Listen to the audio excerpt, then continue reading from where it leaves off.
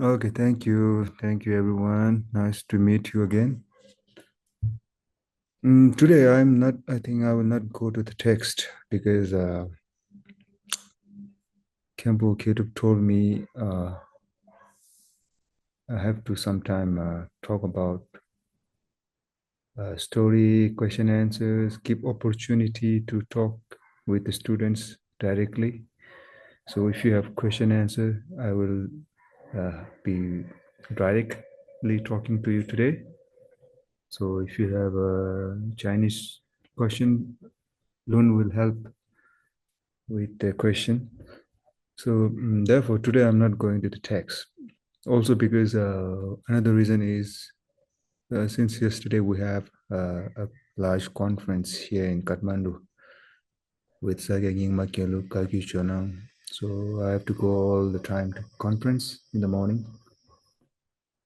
Basically, you know, mm, I received two questions. One was about the ripening result. I think it's called Pipakfal in Sanskrit. And somebody asked the question about the Pipakfal or the connection with the ripening result. So, and the second question was about the 7 steps of the causal connection, which was practiced in the relative bodhicitta part, I think. So I will touch these two questions at the beginning. So first, the 7 steps, some people say it is not, it doesn't look exactly why and so forth. These 7 steps of causal practice, starting from mother, visualizing sentient beings as a mother, then visualizing the kindness of mother, and third step, wanting to repay the kindness of mother.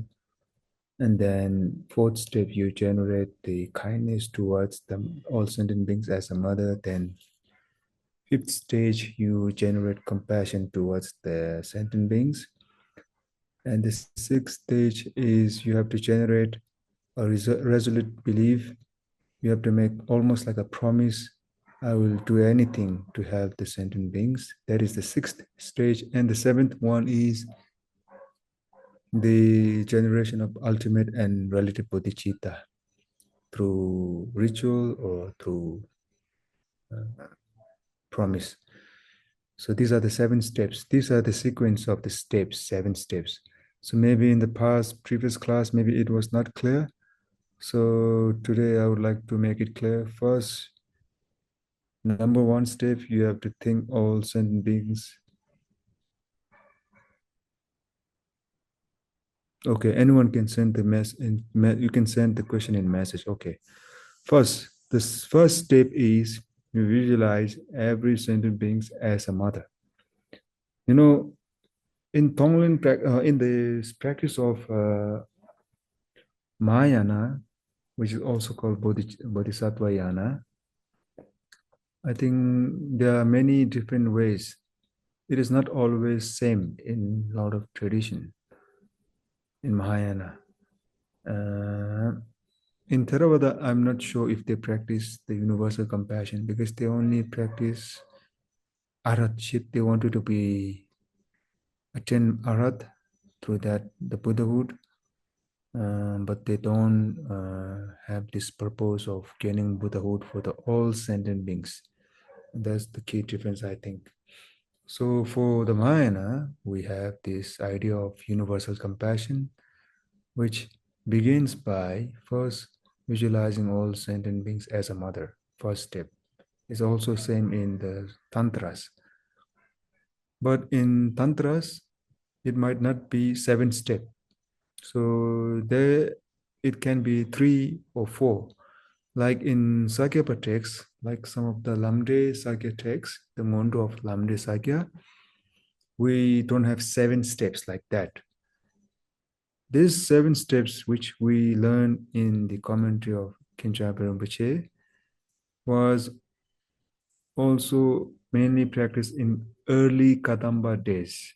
So early Kadamba means since the time of Atisha. Since the time of Atisha, for a few centuries. But still nowadays, the Gelugpas, they think they have to go through these 7 steps practice because they try to incorporate all the teachings of the early Kadampas, despite the fact that the early Kadampa schools no longer exist now. And so it's very important if you learn the history. So that's why it is not necessary you have to follow the 7 steps. The 7 steps is the early steps as teachings found in also in I think some some shastras.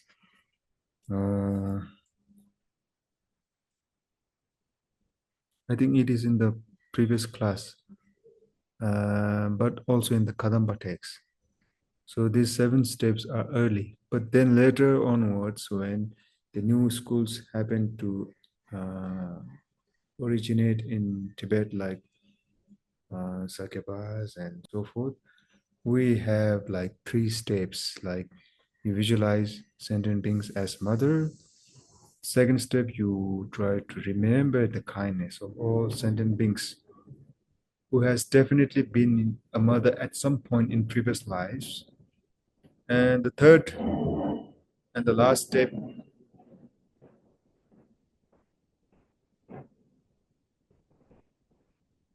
Ibe is very near to the airport, so every time there's an airplane flying over our building, so it's always noisy.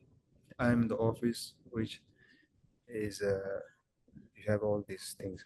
So the third stage in Lamde, we try to make a sort of a cultivation of thought, like you aspire to repay the kindness, you make a promise to repay the kindness, and then you generate bodhicitta to repay the kindness.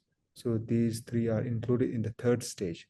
So Sakyabha's teaching is like that. So it is subsumed in 3 stages.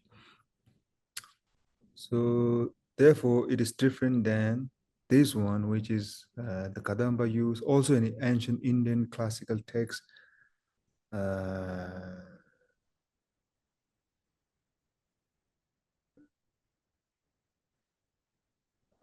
I think Maitreya text or something. I don't remember now, I forgot.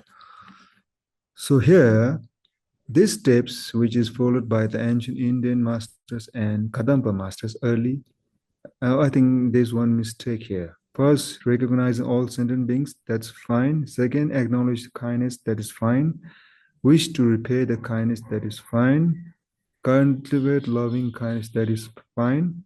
Cultivate compassion, that is fine. And then the 6th one, practice the 2 bodhicitta, is the 7th one. Attainment of the Buddha is not the 7th one. So practice of the bodhicitta is the 7th one.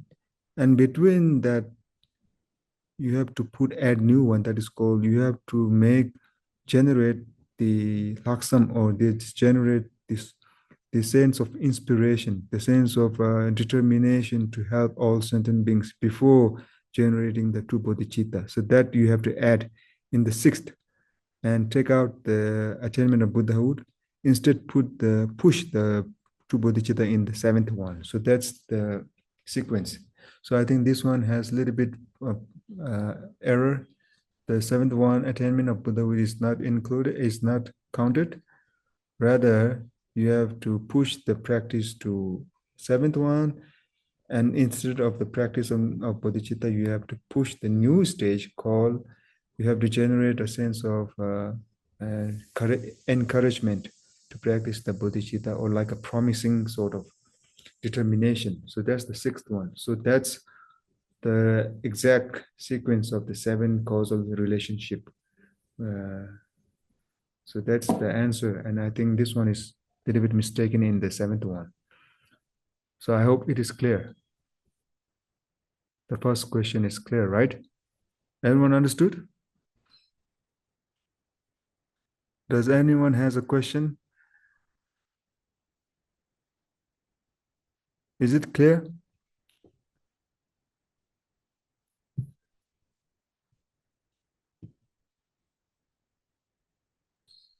Is it clear, right? You can talk if you. Yes. Yes, Khenpo. So now this chart is a little bit mistaken. So I already corrected this, right? So this seventh one you have to take out and put the sixth one, that is called cultivation of determination to help sentient beings by generating two bodhicitta. And the seventh one, the last one, is actual generation of the two bodhicittas. Understand? So that's the exact sequence. So as I said, again, this is not entirely necessary. You can also choose the three steps like the Lamde tradition of Sakyadu, and there are other ways you can do. But this is practicing by the early Kadamba master. That's why it is in the commentary of Kenchavi Rinpoche.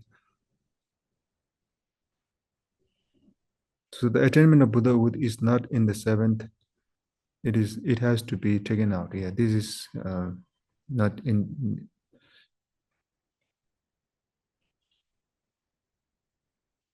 Yeah, copy and paste. Okay, yeah. Yeah, that's fine. Okay, thank you. So this is the 7 steps. So you see now in the 7 steps, it is actually helping. The first one is actually causing the second step.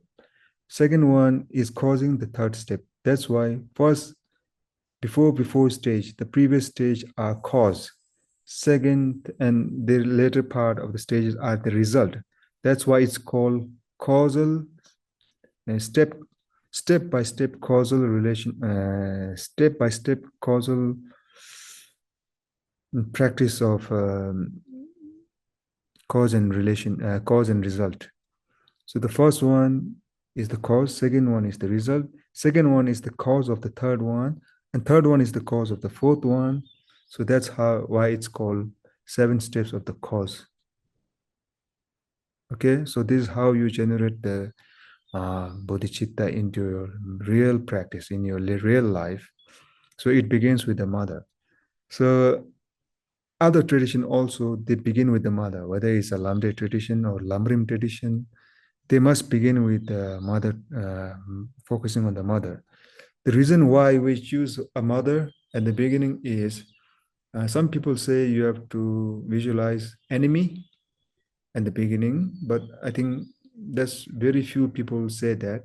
Maximum of the teachings, the mainstream teachings say that you have to begin with the mother. And the reason is because it's so easy to practice compassion if it is visualized as a mother. If you visualize your enemy as a mother, it's also easy to practice compassion on your enemy. But if you visualize directly enemy at the beginning, because of this separate contrast of the vision, sometimes it is very difficult to practice at the beginning. So the best solution to practice bodhicitta is starting by visualizing all sentient beings as a mother, because it's acceptable to your mind. So this is the reason why we choose mother at the beginning. So second question is Vipakfal, or this ripening result, somebody asks. And the understanding, my understanding of the question is that what is Vipakfal or ripening result? So today I will talk a little bit about karma, law of karma, because it is included in the Ngondo, the first point, where you have to practice the 4 points that transform your mind into the dharma. So the Ngondo, in the Ngondo, you first practice the difficulty of obtaining human life. so that you can start practicing. And then you start to practice the impermanence. So you realize there's no time left in this world to practice the Dharma. You have to be quick. And then third, you have to practice the karma, the cause and effect, so that you will know what to choose and what not to choose in your daily life. So, and the fourth one is fault of samsara, which is a must in order to practice the relative bodhicitta. So, before practicing bodhicitta, if you don't have this four, the bodhicitta doesn't become stable or very strongly have a foundation. These are the foundation which we have said in the previous class. Now, today, the question who asks about Bipakfal or the ripening result is related to the third ngondo, the karma, cause and effect. The karma and cause and effect is very easy to understand, yet is very difficult to identify one by one, piece by piece, because karma is a very detailed subject. It's said that only the Buddha can know that karma in its perfect number. We can only outline the summary of the karma, right? So, based on the teachings, uh, like the Nagarjuna's teaching on the letter to a friend, they have a very good example of how the karma works. And they have an example of this fruit called the mango. The mango, there are four kind of karmas, and it is like a mango. It's like a mango that is very ripened, ready to eat from outside and inside. That's a good karma. And there's a mango that is not ripened from uh, inside and outside both, like the rotten mango that is the like bad karma. And there's the third karma that is like rotten from outside but good from inside. So that's the third karma. And the fourth karma is like that is a mango that is rotten inside but outside is very good. So like outside good, inside bad. That's the third one. And inside good, outside bad. That's the fourth karma. So this means that uh, the first one means when you do good, when you are doing good, like for example, when you are you are going to Buddha stupa, and then out of compassion you give this money to the beggar. There's a good karma because the intention and the both action are good. And bad karma, the second one, when you kill an animal because you hate the animal, that is the bad karma that is both rotten outside and inside because your intention is hatred, your action is killing. And then the third one is like rotten, rotten from outside but inside good, like the story, when the bodhisattva have to kill um, the the captain of the ship because he was, and no, not captain, but there was one person who was scheming to kill all the 499 uh, passenger in the ship because they have a lot of money. And the captain saw that, so he had to kill one person to save 499. So that's like inside good, outside it looks the action is bad because it's killing. And the third one is you do the opposite. You pretend to be good to someone, but inside you have a lot of bad intention to get something out of it. So that is like rotten inside, outside very nice. So these are like example of mango in the letter to a friend by Nagarjuna. So this four outline also shows that all the karmas are actually must be related to the intention. Without intention, there's no way to identify which karma it is. So karma is determined by the fact what the intention, underlying intention of the karma is. So you see, when you learning from this four example, when you try to apply it to your daily life, you have to remember the story, sorry, the example of mango, whether you are a good mango or a bad mango, whether you are a mango that is ripened outside, rotten inside, whether you are good inside but bad outside mango. So you have to always remember this kind of teachings, which makes you very skillful and very, um, let's say, good person in your daily life if you apply this example of mango. So you have to reflect. Today you are going to do something and see if whether the intention is bad or not. So if you try to check every day on the intention, the action before you do every day, that makes you very skillful in the law of karma.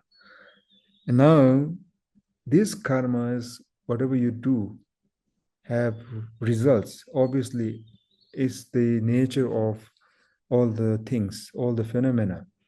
Whatever action you do, you must write, you must get the result. You must write the result. You must have the result. You must reap the result. For example,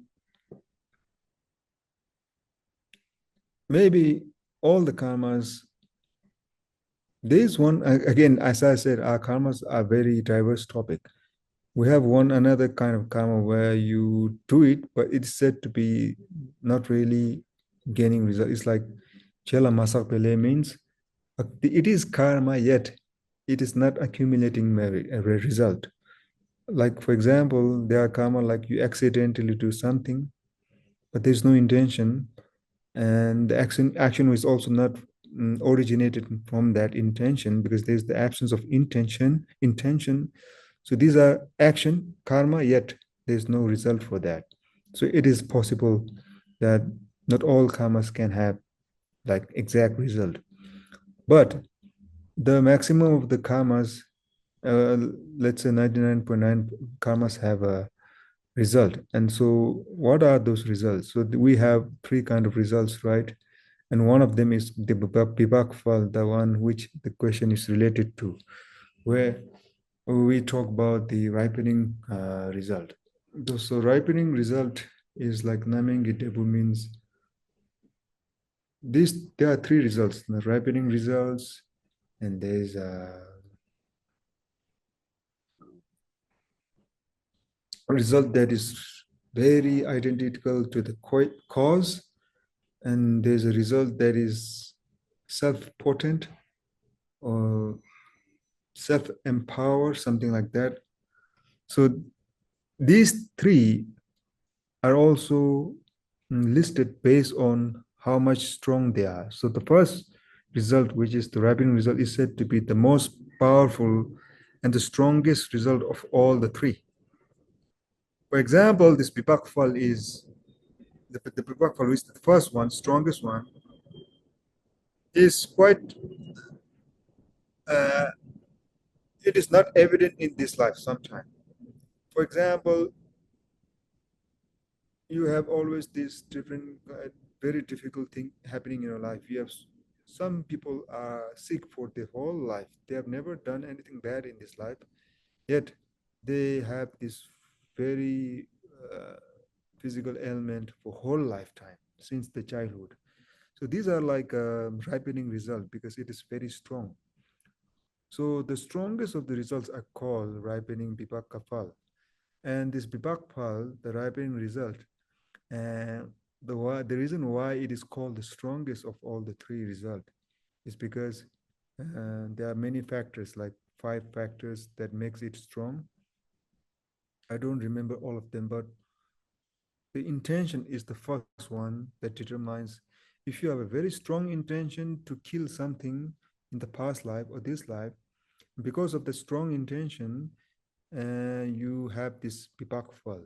The result that you'll experience in your next life is called pipak fal. So what is strong intention? For example, if you look every day when you every day if you fight with your neighbor in your neighborhood, and the neighbor might be very weak, old person, maybe single woman, but you feel like you are very strong, and you always shout at her because she's always doing something that is not really bad, but you don't like it. Maybe um, um, she's always taking the dog in front of the door, but they are not actually doing anything wrong, but you don't like it. And then you always shout the lady today, tomorrow, day after tomorrow, for 10 years, 5 years.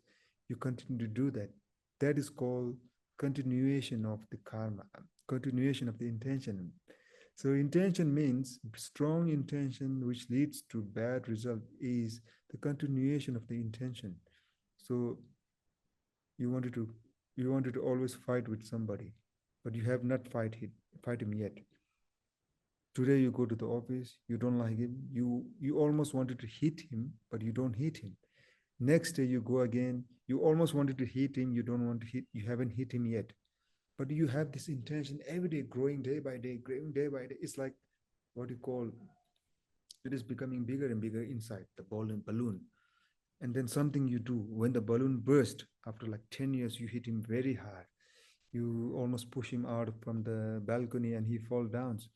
And that kind of karma brings next life, in next life or after many lives gaps, you have the same fate where you are actually always uh, where you are always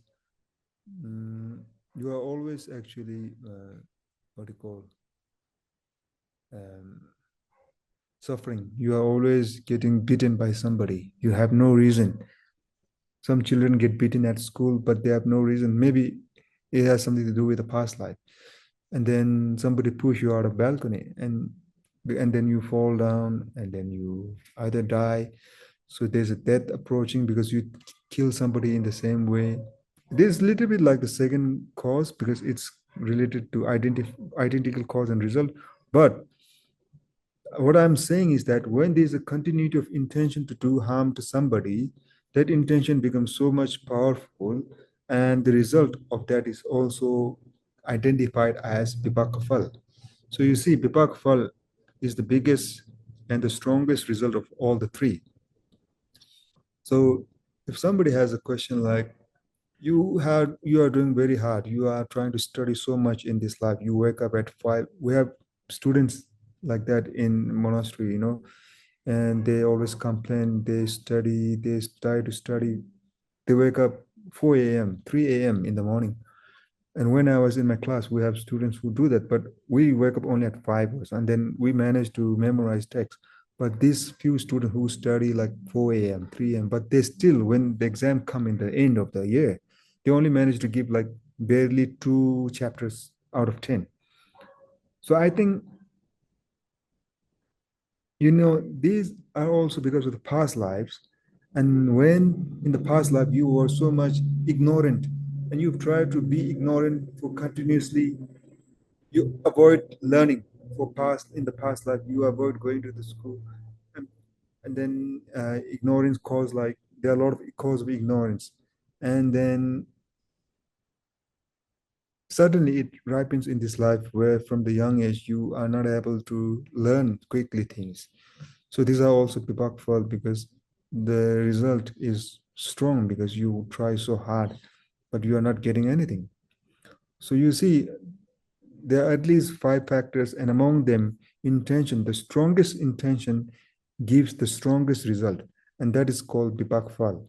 The one way to identify the connection of whether your result that you're facing is whether it is Fal or not, you can realize by that sort of category if it is fit in the 5 category or not.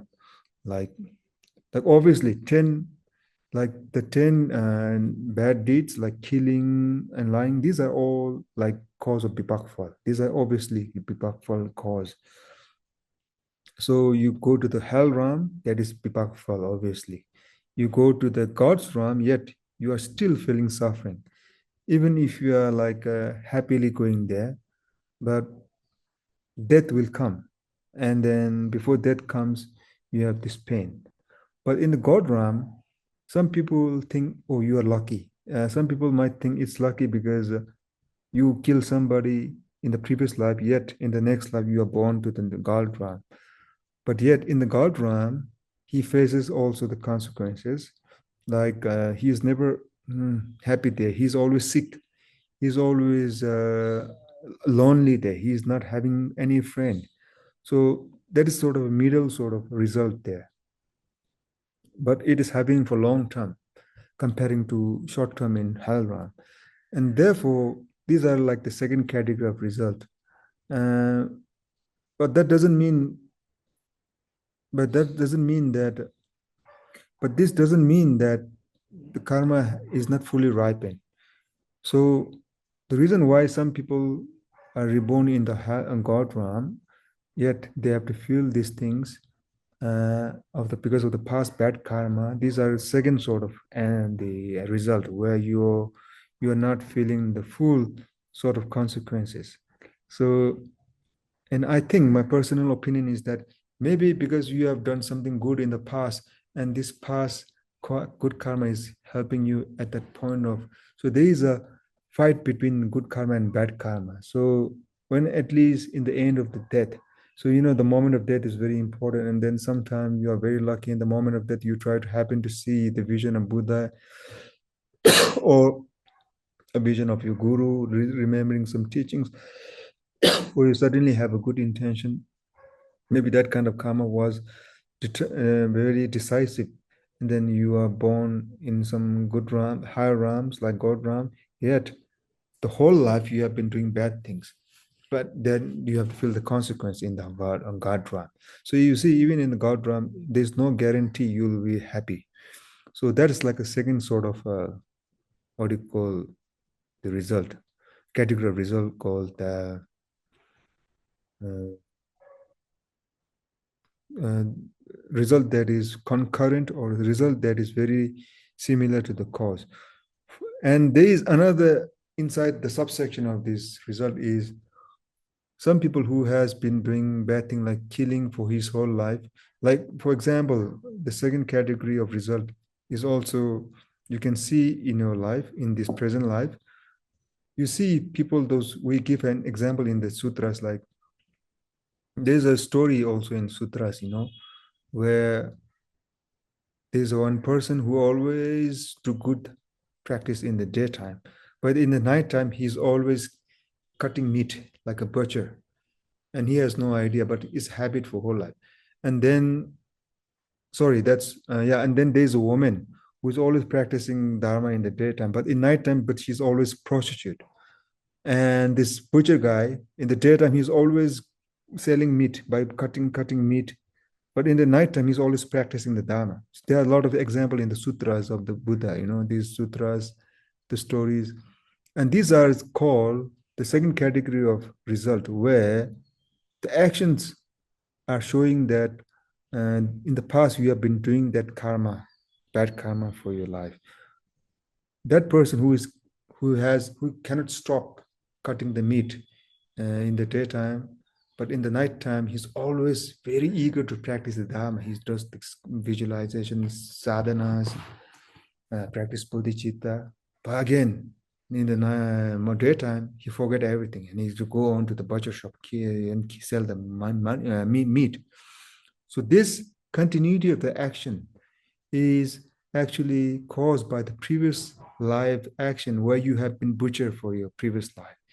And because of that action, continuity of the action, it results in this life. You also now automatically like leaning towards, you are clinging towards the action of selling the meat.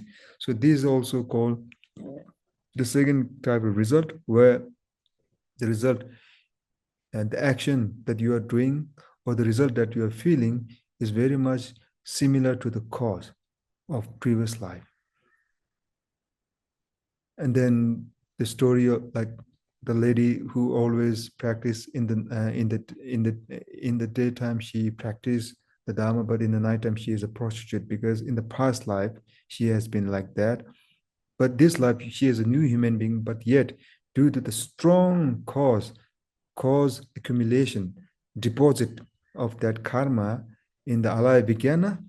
In the alaya vigyana, this time and this life also, she grew up to a very religious person, but in the night time, she has no choice, but she don't see any option, but that's just naturally cling towards the action of prostitution. And that's also what we call the second category of result, where the result is actually similar to the cause of the past life, the karma of the past life. So these are very medium sort of result comparing to the Vibhak Phal, which is very grave and the strongest one, like going to the hell realm and then going to the hell realm, animal realms, and then the hungry ghost and so forth. So the second category of results are mostly facing in the human realm, where you are reborn as this person who are considered still doing the things that they have been doing in the past life. And then the third, hence the result is called the Tapo Dribu means, Tapo Dribu means, Tapo is like a honor, honor's result, honor result. This honor result are very mysterious. Individually, I think it is not really strong comparing to the two before one. But some examples say that this third category of result is like a sort of a result that you feel together, but it is not strong comparing to individual result. Like the inconsistency there, the inconsistency like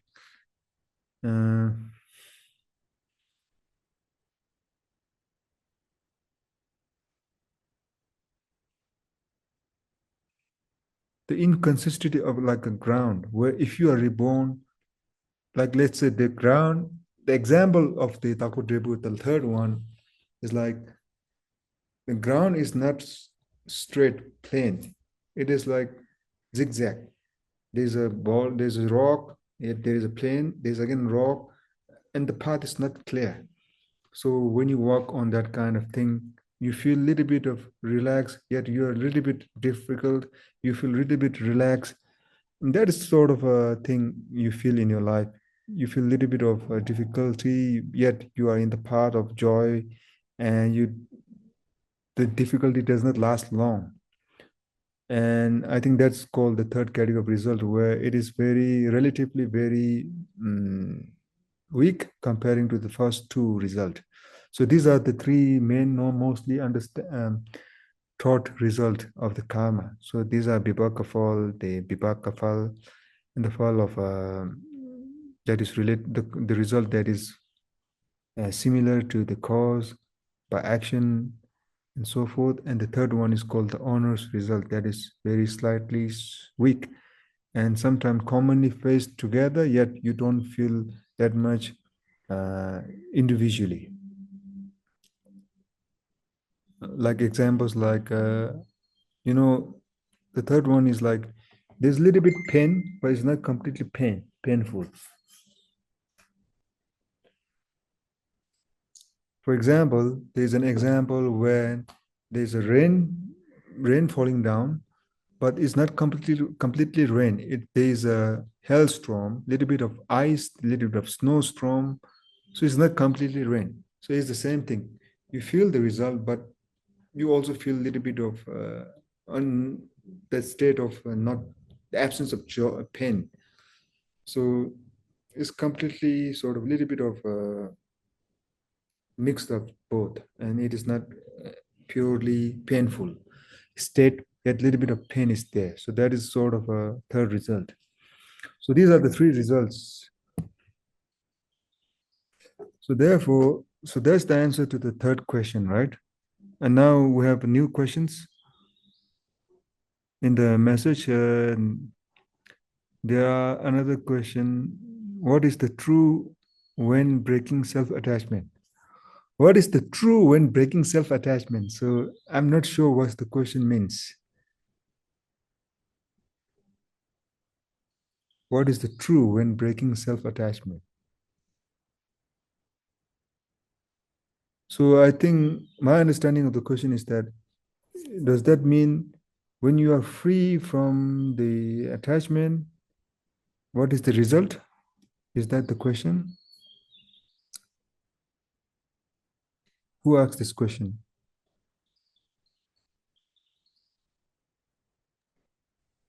Actually, Khenpo, I see it from the form, but there is no have a name for who asked this question.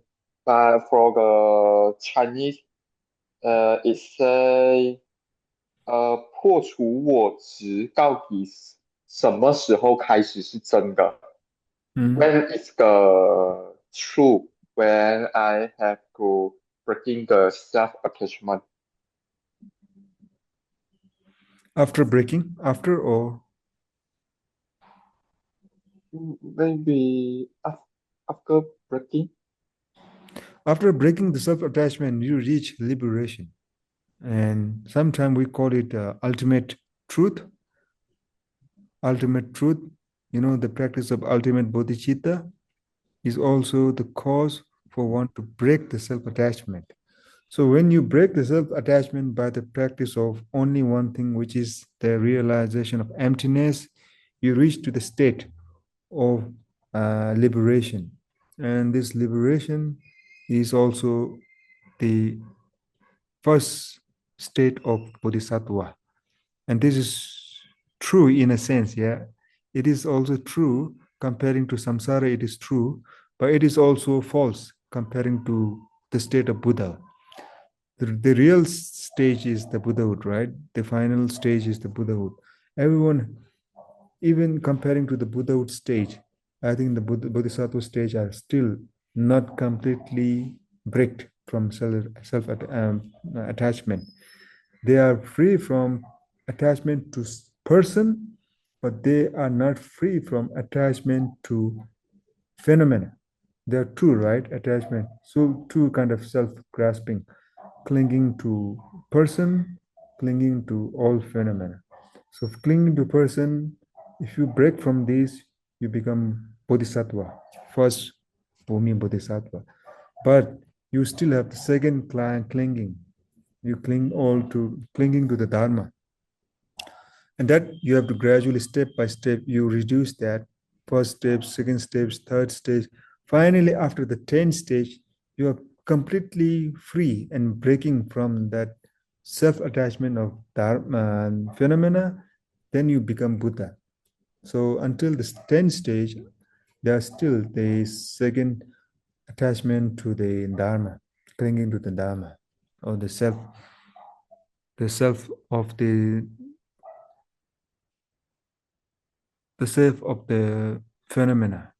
So it is only true in the stage of the Buddha.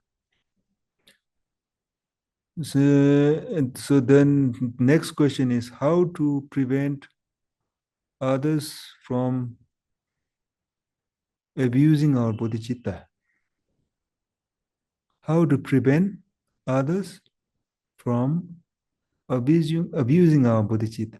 I think nobody can abuse your bodhicitta. That's wrong.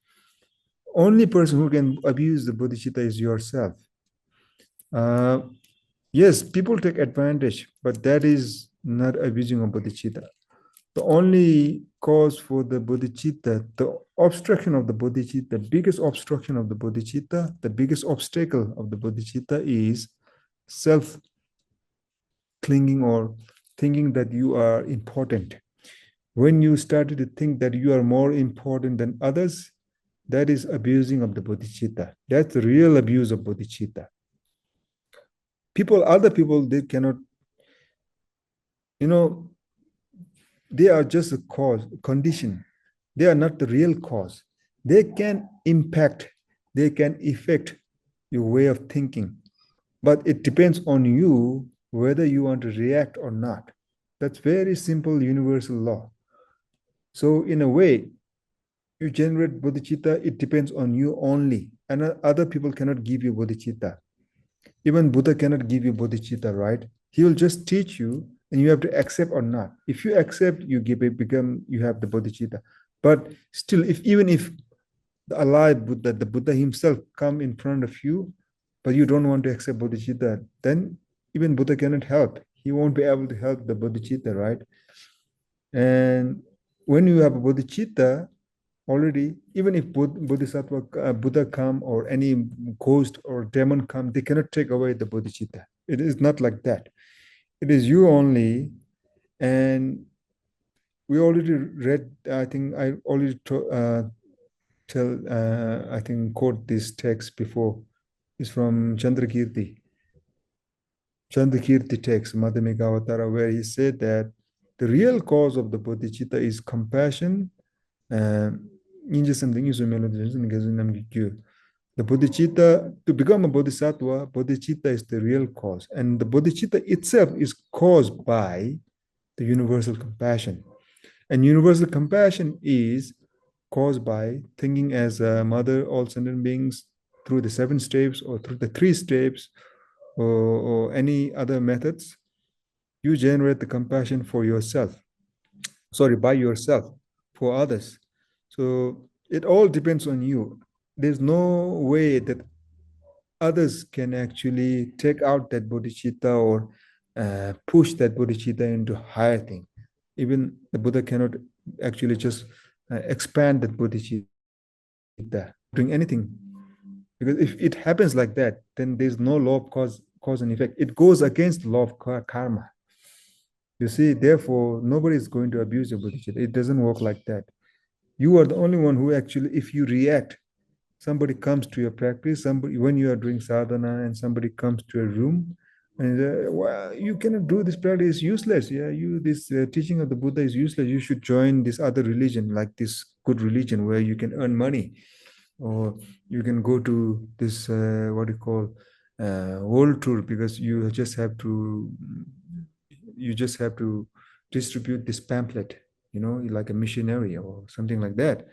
And some people come up with a very good face, like those missionaries from Koreas and so forth. and and you think maybe you should join that. People will come with that that kind of, some people will come with that, but they are not the actual cause. But if you follow them, you agree with them, then that's your fault. So you are causing that bodhicitta to dissolve because you are listening to him or her, uh, even though even even though the fact that you have the chance, the opportunity to not listen to him. So if somebody comes to say that is you cannot do bodhicitta practice, you have to ignore it. They are just a mere condition. They are not the actual cause.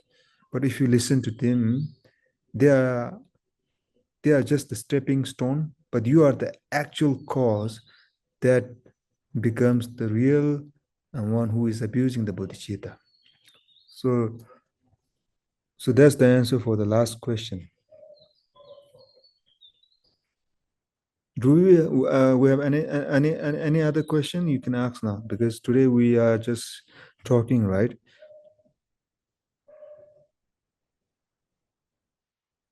You can send it in. You can send it in a message.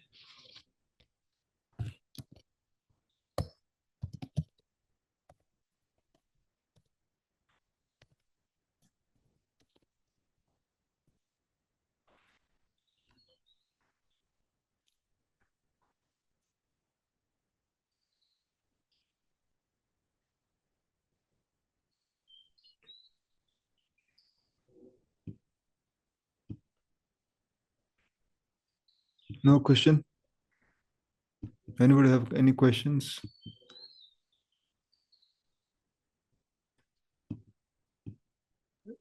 请问有人有问题想要询问 Khenpo 田径哥吗？用中文也可以。如果你们不能说英文，你们可以说韩语、中文。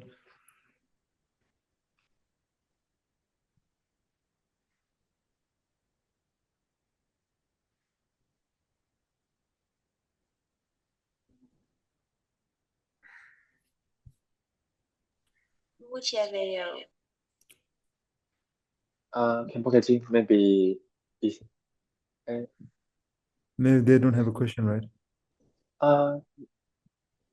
是阿弥陀佛，凯伦，你帮我解释一下，给Khenpo 南蛮听经知道一下。其实刚才有一点点，我觉得可能那个问题说讲无我的一个状态的时候，会不会是跟刚才他尽量他在说那个 ten bhumis of Bodhisattva 嘛？那个对无我本身的状态，其实会不会是跟这个四无相有关联？《金刚经》里面讲的四无相，它好像一个过程来的，无我相、无人相、无众生相、无寿者相哦。那个无我相本身是一个过程来的，所以他们其实是在问的说，无我相是到底怎么知道自己已经突破了某个程度的无我？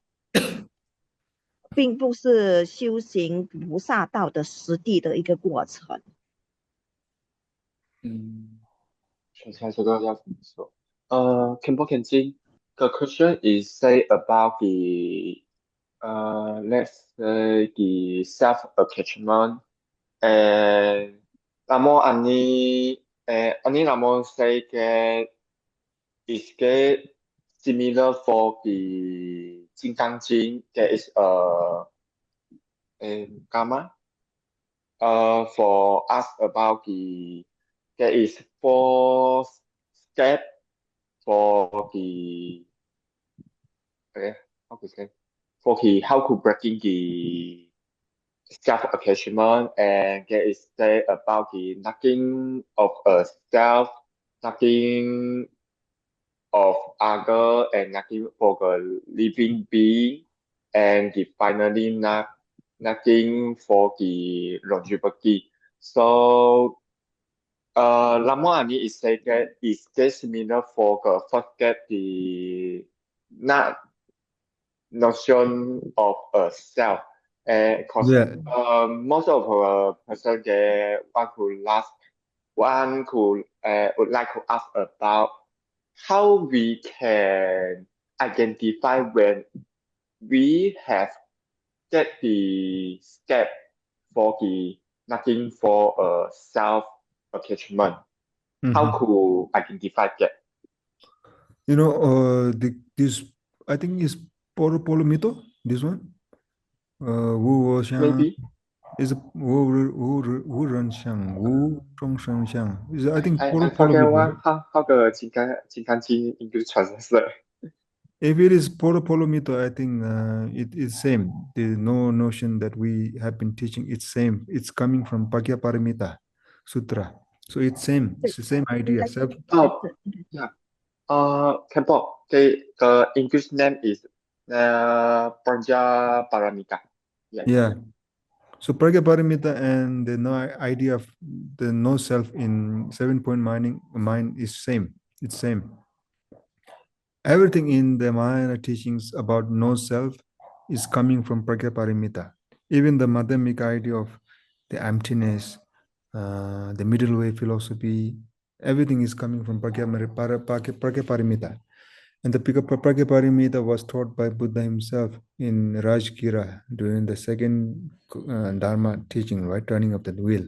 So it is true, it is coming from that part of the text. So the idea is same. It's not different. No self, no.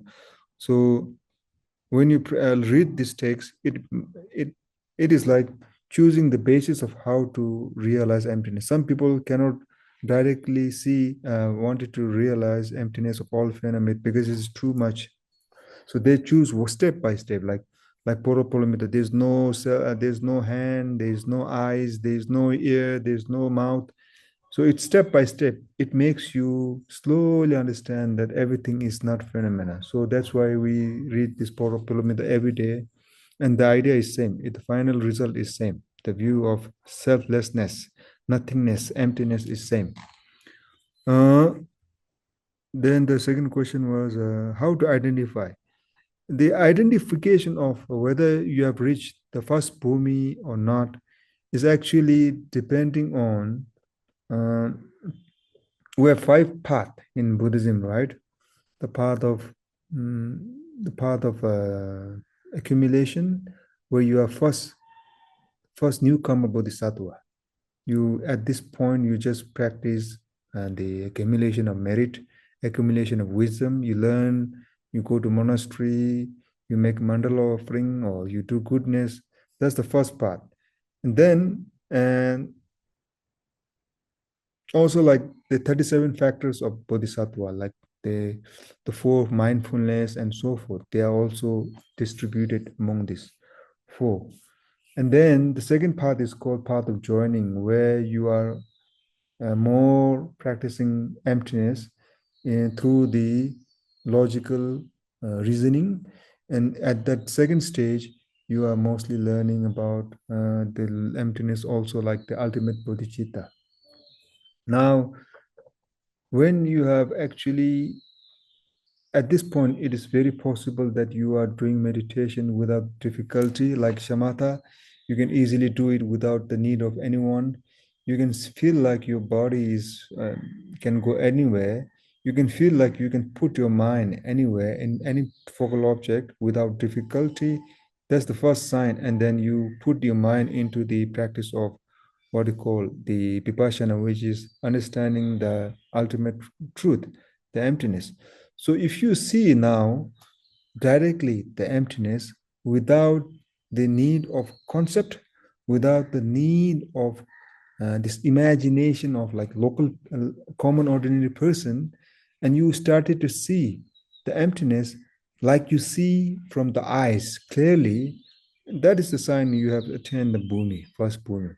That is the way to identify you. So it depends on whether clear emptiness is not or not. If it is not still clear, then you are not in the first bhumi, right?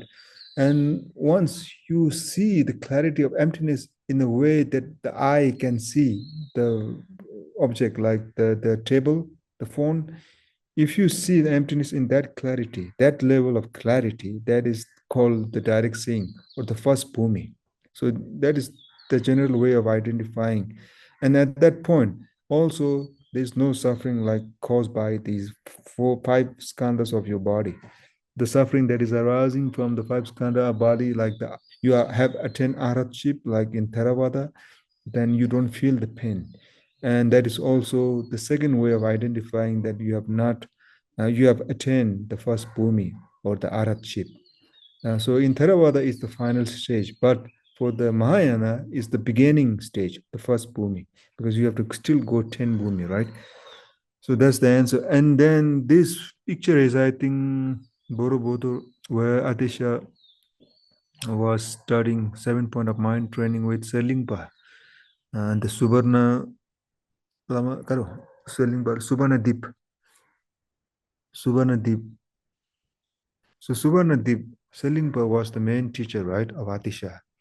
I think this picture was sent by Khenpo Ketubla recently. And you know, in the story, when Atisha was in India, in Bengal, he has to travel for many, because in that time there was no big ships like nowadays, no plane. So you have to cross the ocean to go to Indonesia. So in that time, when Selingpa Subarnadipa was actually residing, I think Indonesia was a Buddhist country. You can still find this kind of lot of pilgrimage site. Even below the ocean of the Indonesia, you have Buddha statue. That shows that it was Buddhist country when Selingpa was there. So Adisha went to Selingpa because he wanted to find the best teacher to study.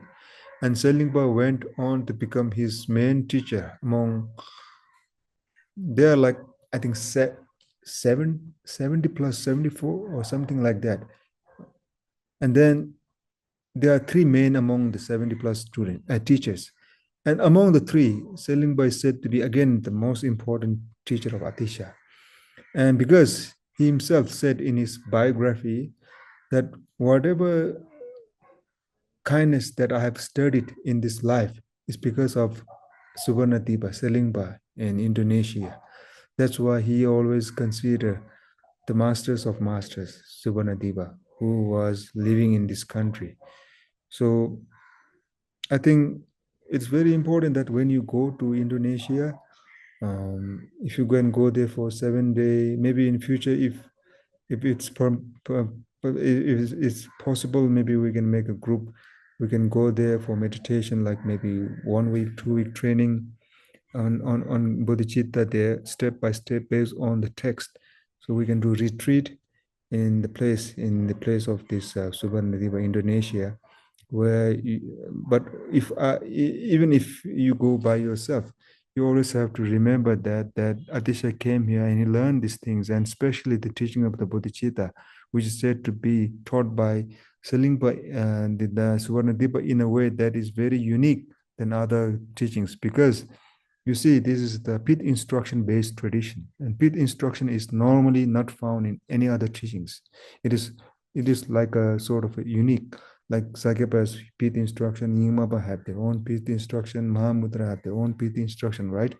So in a way, 7-point mind training is pith instruction given only to Atisha, only one person by Subarnadipa in his whole life. So next question is, when we notice someone has strong self-attachment, should we try to remind them, or better let it be and focus on? Yeah, I think if you can remind them, it's a good karma. I think it's a good thing. But I don't know, in these days, the modern time, you are very careful. You have to be careful. You have to be very skillful. You cannot approach some random person and say, "Oh, you have to be good," and then they will hit you back. Maybe they will sue you. So you have to be careful. But in any case, if somebody is suffering, when you see a person that you don't know, but they're still suffering, like what the Tonglen practice teach in the previous class, and also the Geshe's, Potowas, Kadamba masters, and the story of this sailor who actually kicked his mother out of ignorance, but felt the iron wheel in his head. And then he took all the suffering of all sentient beings. He visualized, but it's impossible to take all this physical suffering. Suffering, when you do Tonglen practice, some people might doubt, oh, if I take all the suffering, maybe I cannot do that. But in reality, I think it's not like that. What we do, like Sakya Pendita and the Tsongkhapa has different view on Tonglen, little bit. But as Sakya Pendita said, when you actually, it's physically impossible to give all the happiness to others, right? Because it's your karma. You cannot share the karma, right? But what you can do is you can always aspire for the happiness that you're feeling. May everyone have the same happiness. You can always put the happiness of oneself into that focal object. It's possible. You can do that. So there is a little bit of difference or debate in that point, but I'm not going there.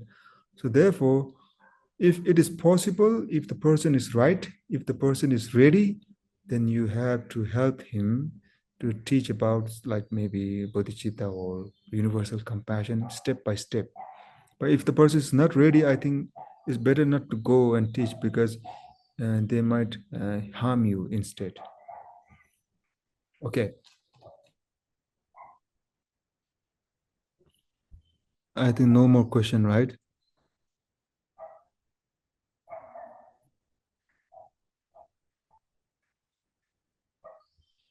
Hayo wan tima, rugo nima yo wan ti nima kai wan trung wan ing wan kai ya. 还有问中文的，中文的可以啊，Yeah. 如果不能，他无论帮我。好， Okay. 生死轮回，生死轮回是我们的业力因果造成的。那么和我们的原始的根，我们的根有关联吗？我 你帮 See 我。 how to translate. Okay. Okay. 之前 is say ask about if we say birth and death is depend with our karma, and is that the karma also depend for our how to say, basically call what? Alaya? Allah, yeah. Yeah. Okay. Is there Okay. have any dependence between these two? You know, there's two reasons why there's two reasons of birth. One reason is the most common one is karma. The second reason is compassion. That is only for Buddha. Beside Buddha, nobody can be reborn based on compassion. So we are reborn in this world because of karma only. But only Buddha, because he is free from karma, he has no karma, but he also take rebirth in Lumbini out of compassion. So these are the two main difference, right? So for rest of the non-Buddha, they are reborn because of karma. So if there's no karma, then there's no action. And there's no action means there's no rebirth also. So karma is the reason why we are reborn as an ordinary being. And all these karmas are caused by your own mind, perception, intention actually, especially intention. Intention means the wish, to desire. You see something and you want to do that, and that is causing the karma. So you yourself are causing your own karma. The Buddha is not causing your karma. Your neighbor is not causing your karma. You are the only one reason why you are creating your own karma. And this starts by first seeing things and you attach to that and you wanted to do that something good or bad because of that seeing as real things. So you see, karma comes from that seeing, oh, this thing is real. I see this table as real. Now I must throw this out. You do the karma because of that perception and intention involved. So that's the reason why you are doing karma. So it is not others cannot do that karma for you.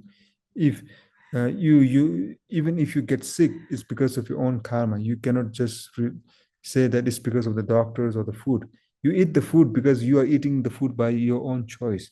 If somebody give you poison and you fall sick, that's also previous karma. Maybe in previous life you did something like that. So you see, everything must be coming out from your own intention. And all these previous karmas, they are innumerable. They cannot be counted. And they are deposited in alaya vijnana. So alaya is not the real cause. Alaya is like a cause, but it is also inactive in itself. Alaya is actually a foundation that gives this perception as the real cause is the perception, the concept. The concept is living in the alaya. So alaya is like in a way indirectly involved, but alaya itself is not like this good karma or bad karma. It is not like that. Allah is giving place for this concept, and the concept is creating the karma. You see how it works? This is how it works, the karma.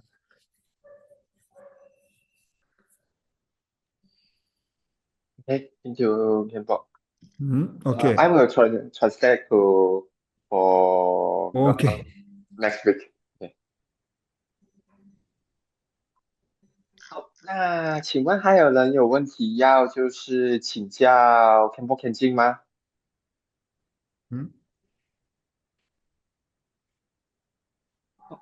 请问还有人有问题吗 ？Is there any question? 你翻译这个，刚刚我说在现在翻译吗给你的。？OK，好。那刚才 Khenpo Khenjin 的意思是在说到，就是师姐原本问的那一个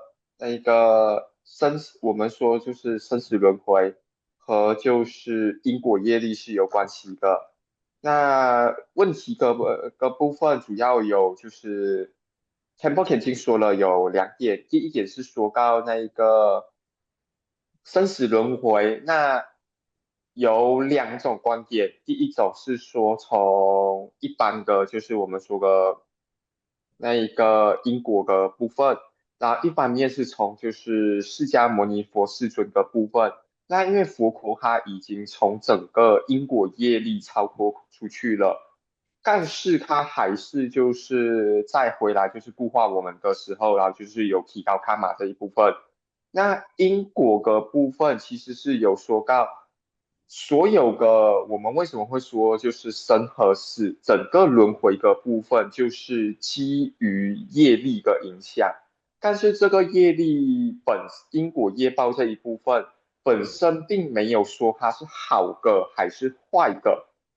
那就像我们之前的课程一直所在说的，那一个业力的部分，它本身会去附着在你的就是本性、亲近本性上，就是阿拉雅的部分。那因为它在上面，所以你的就是整个阿拉雅才会不断的在进行那个轮回的，才会持续在轮回里面不断的流转。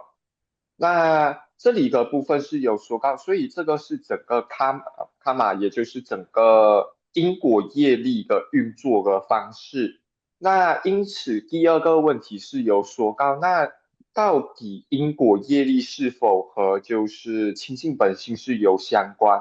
那这一个就是 Khenpo Khenpo 所在解释的部分。那为什么我们会说因果业力会去影响到你的亲近本性？而你的整个阿莱雅就会不断的在整个轮回里面循环，所以这个是它的一个运作的模式。师姐这样子解释可以吗？可以，哦，好，好，谢谢你。好，哦，可不可以？I have translate already. Yeah, OK, finish 了， yeah, finish. 现在没有问题。So have anyone still have question? 请问还有人有问题吗？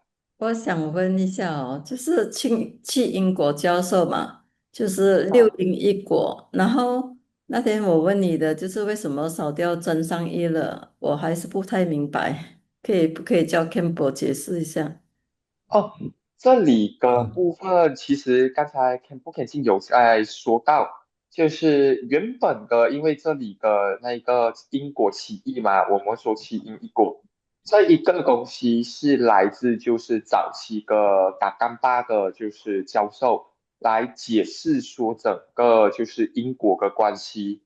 但是如果像在萨迦派的话，就像 Khenpo Khenpo 所说的，它有大概两种啊，三个我们就是在可不可以这师姐 is say about three the this seven step there is a question called last week last time we have teaching about the seven step but there is also, Siche, she remember that the sixth step was, can you continue? Sorry, just give me a moment. no, no 6 7 or 3 in Sakyapa, like 3 maybe in Sakyapa. Oh, Siche say that as he remember that the six maybe is, and how to say, Akipaki Falak. No 6 7, Oh, but I don't oh, remember. Oh, she said she remember the sixth one is how to say the sixth one is called about one thing called the name is maybe I say I write in the chat. The sixth one is called strong determination, strong willing to do something for the sentient beings. Not Adipada. Is the sixth one is Oh, she say she remember is that but there is a difference in here.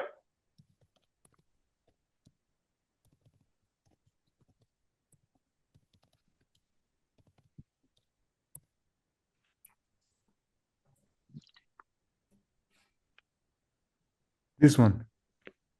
Oh, so, okay. 7-1 is to practice two bodhicitta. The resulting bodhicitta is not 7. Oh, okay. I explain for 师姐。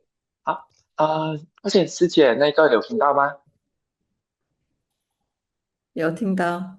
好，那天不肯进的意思是说，那因为首先每个派系都有自己的那一个就是关于因果的解释。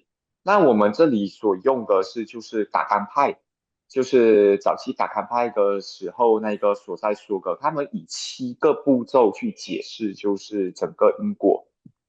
那在这里的话，第六个因果本身不是说那个真善果的部分，第六个因果的部分是说到就是两种，就是我想想要怎么说，它其实第6点的部分是这一个叫做那个 expression 那个 resource，它的目的是要说你今天有这一个就是很强烈的这一种善意，那它是不是真的有利益到大众的部分？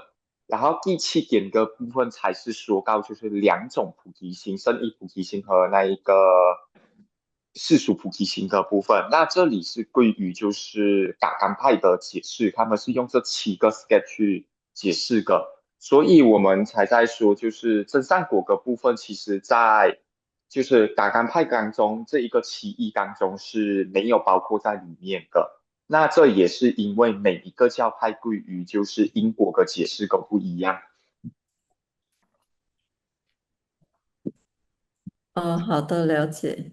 他现在这个是讲到，是讲阿底峡尊者的那个什么，是吗？弃因果教授。对，呃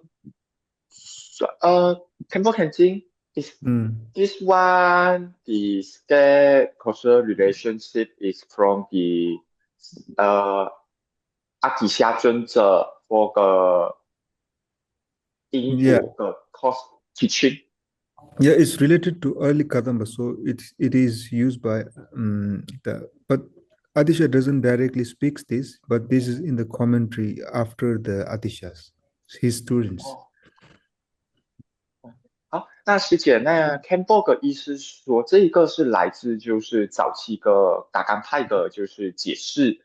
那其实本身阿底峡尊者并没有提到这一个，因为这是在阿底峡尊者教完这一个修行期要这个修行的那个期教授了之后，后面才有的东西。所以这一个其实阿底峡尊者自己没有说到。但是我们会在这里解释，是用它来向，就是我们大众去解释说，到底在达干派当中是怎么去解释因果修行那一个马哈亚那个部分。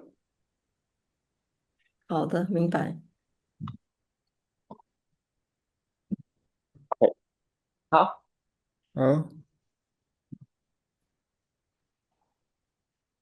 好像没有我们下课。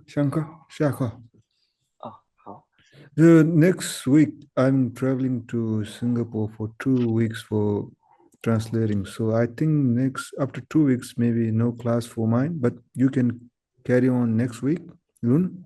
OK， yeah，next week I will translate to the Chinese version Yeah.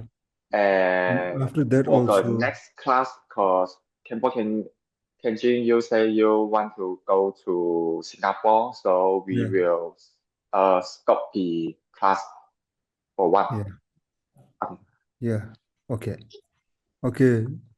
I will be in touch and have a nice evening, everyone. Good night, Wanan. 我可 Thank 以 you, 做 Khenpo 一个 Kenji. 建议吗？我们那个普贤菩萨行愿品，as long as 我们有操作员哈，我们照样进行，只是下个星期可以是讲华文的。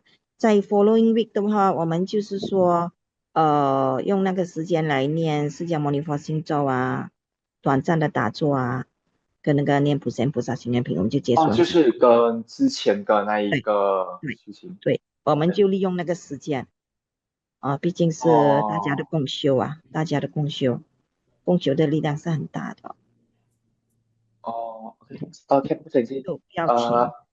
อันนี้นะว่า is say 嘅 cause we have stopped the class but we still using this time for the next class the time for next 2 weeks and we will using this time for the 普贤菩萨心愿品 and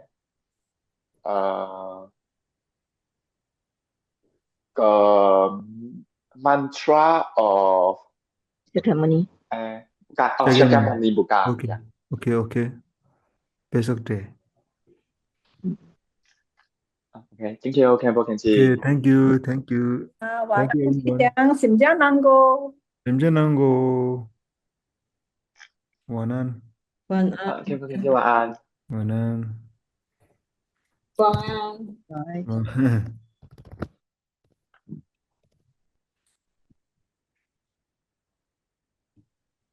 OK，I will。 Okay, bye bye, Lun.